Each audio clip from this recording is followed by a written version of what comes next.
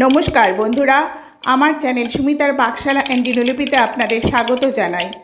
এই গরমে আজ আমি তৈরি করছি আম পানা বা আমের শরবত।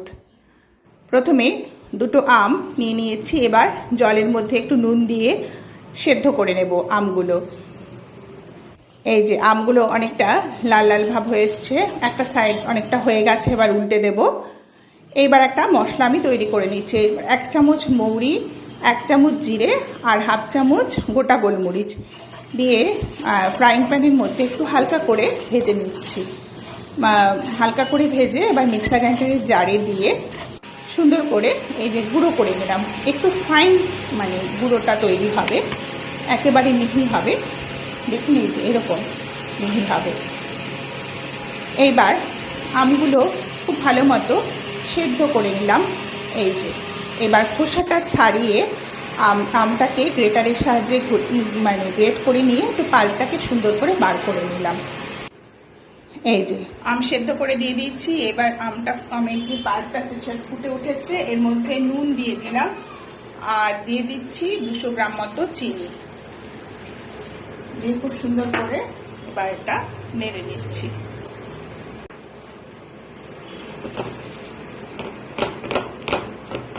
ভালো করে মিশিয়ে দিচ্ছি।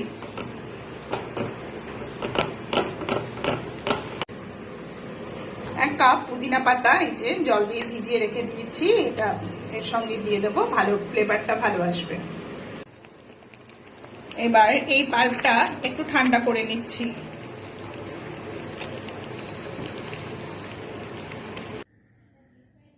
এই যে ম্যাঙ্গো সিরাপটা মিক্সার গ্রাইন্ডারের জারের মধ্যে দিয়ে দিচ্ছি আর এখানে দিয়ে দিচ্ছি 1 কাপ পরিমাণ পুদিনা পাতা।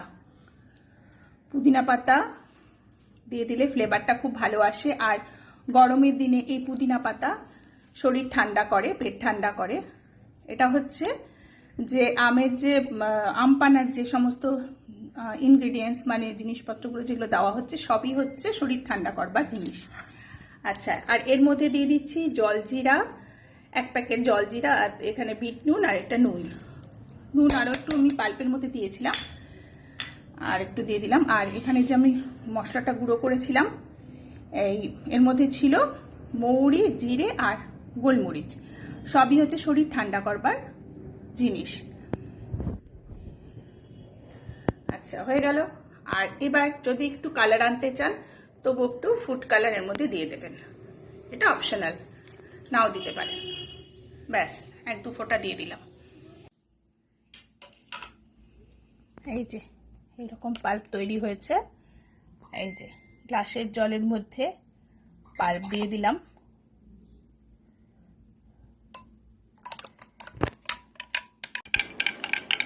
এই সিরাপগুলো দিলাম, তার সঙ্গে একটু জল মিশিয়ে এইভাবে একটু ভালো করে গুলে দিলাম। আর ওপর থেকে যে আমি মৌরি, জিরে আর গোলমরিচের যে গুঁড়োটা তৈরি করেছিলাম ওপর থেকে দিয়ে দিলাম। এতে ফ্লেভারটা খুব ভালো আসবে। আর ঠান্ডা হওয়ার জন্য ওপর থেকে কিছু বরফের কিউব দিয়ে দিচ্ছি।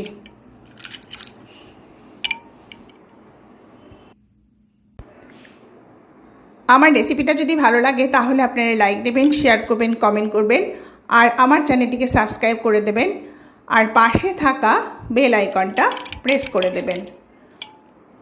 গরমের দিনে এইভাবে আম পানা বানিয়ে দেখবেন, বেশ ভালো লাগবে খেতে।